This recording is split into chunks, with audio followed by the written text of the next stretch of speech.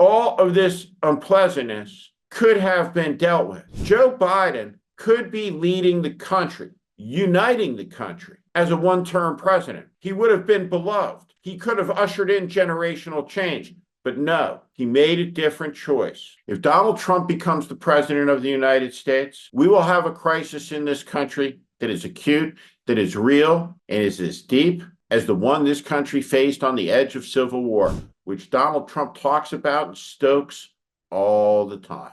It is Friday, June 28th, the morning after the historic CNN debate between the two presidents, Donald Trump and Joe Biden. 130 days remain until the election, until the last polls close. 52 days remain until the opening of the Democratic National Convention.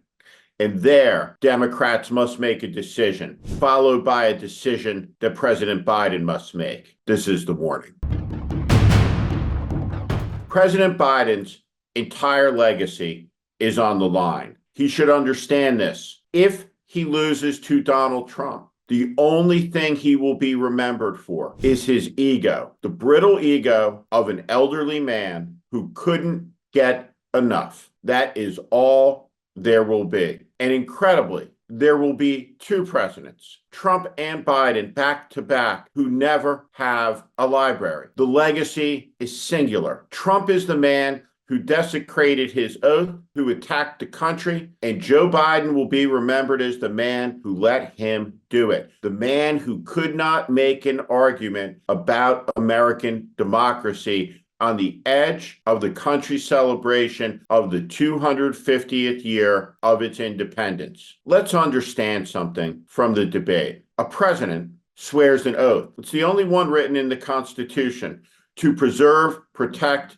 and defend the Constitution of the United States. Let's look at Donald Trump's answer to the question he finally got. Note the time mark about how deep into the debate it was before this question was asked. President Trump, the question was, will you accept the results of the election, regardless of who wins? Yes or no, please. If it's a fair and legal and good election, absolutely. I would have much rather accepted these, but the fraud and everything else was ridiculous. And if you want, we'll have a news conference on it in a week, or we'll have another one of these in a week. But I will absolutely, there's nothing I'd rather do. It would be much easier for me to do that than I'm running again. Trump's answer is insanity. It's incoherent. And like all of his answers, it's built on a foundation of lies. Donald Trump lied with abandon last night. He lied more than any presidential candidate has ever lied in any debate. And he held all the previous records from his 3 debates against Secretary Clinton and from his 3 debates against President Biden. But this debate, the 7th debate, the debate that he lied the most in, was the debate where finally he was able to steamroll his opponent. But when he talks about a convicted felon, his son is a convicted felon at a very high level. His son is convicted, going to be convicted probably numerous other times. Should have been convicted before, but his Justice Department let the statute of limitations lapse on the most important things. But he could be a convicted felon as soon as he gets out of office. Joe could be a convicted felon with all of the things that he's done. He's done horrible things. There's a simple truth. Joe Biden does not have the capacity to speak coherently, to form arguments, to push back against the worst cause and the worst set of ideas since the Confederacy, since fascism. Donald Trump and his agents have a 900-page detailed playbook to disassemble the workings of the American civil service and to tear apart the infrastructure that supports and sustains our democracy. It is a blueprint for the seizure of power. And then, according to Trump, it will be the mechanism by which political retribution is delivered. President Biden was unable to make a single effective argument. Joe Biden and the Democrats say they intend to win the election on abortion. They don't have a prayer of winning the election on abortion because the president can't speak coherently about it. It was his chance to score points, like the January 6th issue, like a lot of issues that were brought up, but he cannot do it. The decline of Joe Biden between his debates 4 years ago with Trump and this debate tonight is shocking. And the truth is, the White House staff and a great deal of media has gaslit the country, telling the American people over and over and over again that Joe Biden, despite the cuts that they saw on the news clips,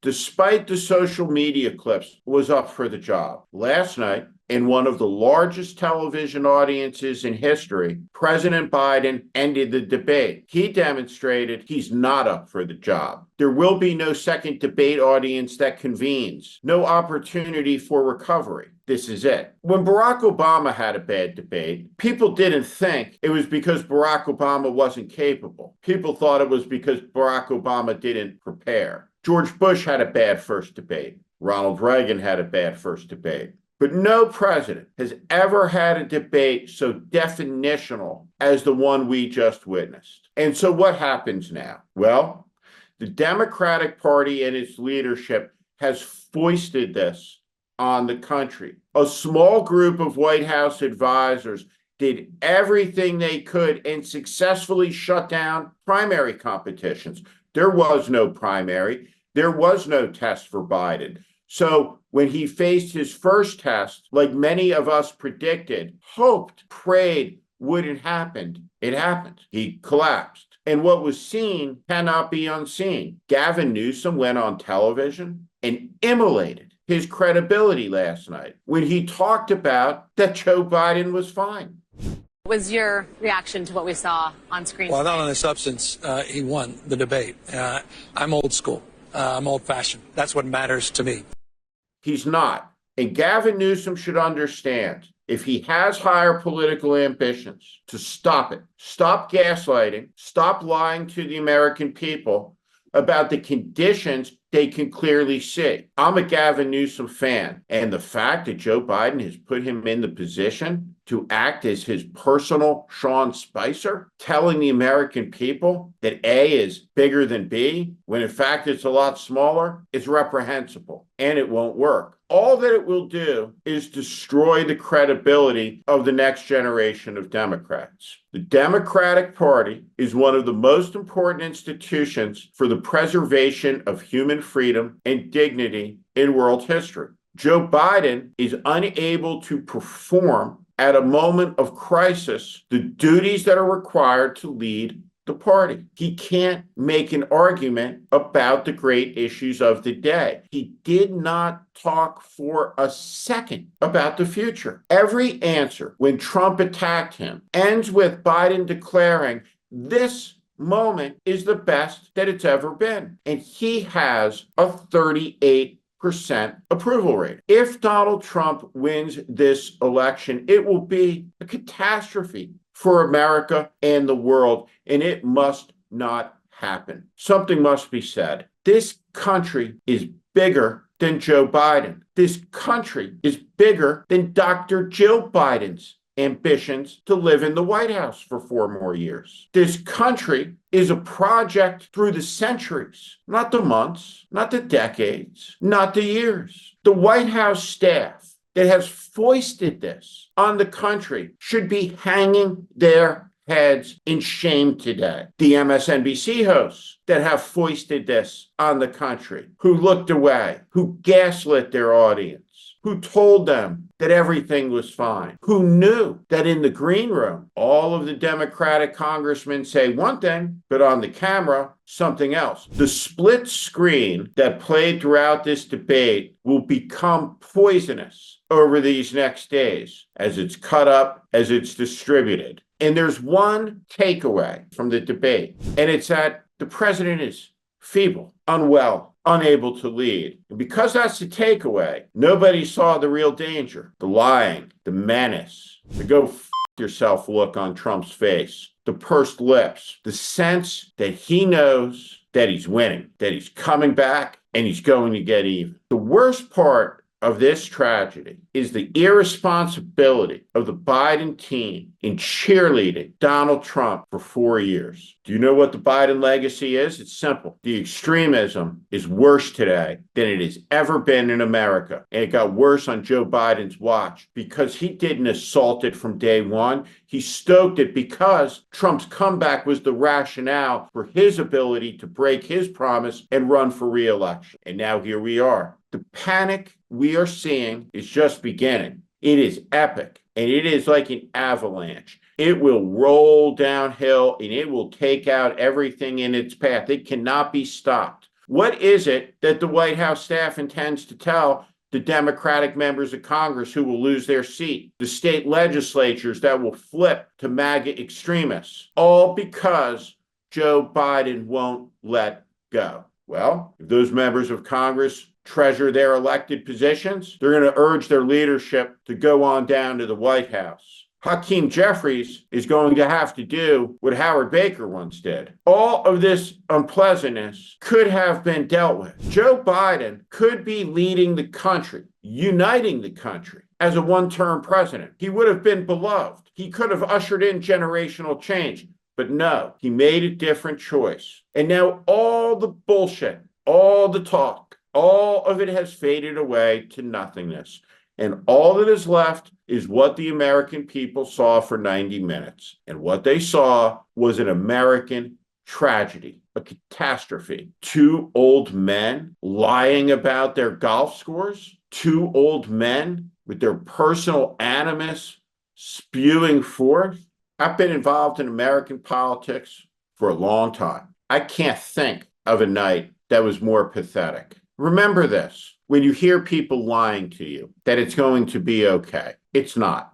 If Donald Trump becomes the president of the United States, we will have a crisis in this country that is acute, that is real, and is as deep as the one this country faced on the edge of civil war, which Donald Trump talks about and stokes all the time. Donald Trump is a tomato can. There's never been an easier candidate to laugh at, to mock, to humiliate, and he steamrolled Joe Biden. Joe Biden didn't land a single punch on Trump. Not one, not even close. He couldn't make a single argument against the biggest, easiest target ever. But do you know who could? Gretchen Whitmer could, Josh Shapiro could, Wes Moore could. The Democratic Party faces an emergency, but it can get out of it. What it requires is humility, reality, and understanding from the Biden clan that their time is up. It's time right now to pass the torch. And if they don't, on election night, when Donald Trump is announced on CNN and on Fox and on MS and ABC and NBC and CBS as the president-elect of the United States, it will not be Donald Trump's achievement. It will be Joe Biden's failure, his neglect. Fascism rose in the 1930s, not because it was strong, not because it was popular, but because democracy was weak. And what everyone saw last night was an enfeebled, weak American president. Chaos is good for Trump. He feeds off of it. Last night was Donald Trump's best night politically ever, including the night he surprised the world and beat Secretary Clinton. He has never won a debate. He has never had a commanding victory until he got on the stage for 90 minutes with President Biden, who just can't do it anymore. He now faces a choice, his ego or the country. And if he needs help with that choice, then the leaders of the Democratic Party need to march on up to the White House and help him with it. This is the warning, and we are out of time. I'm Steve Schmidt. This is the warning, and I invite you to subscribe on our Substack, on our YouTube channel. Follow us. Welcome to the community.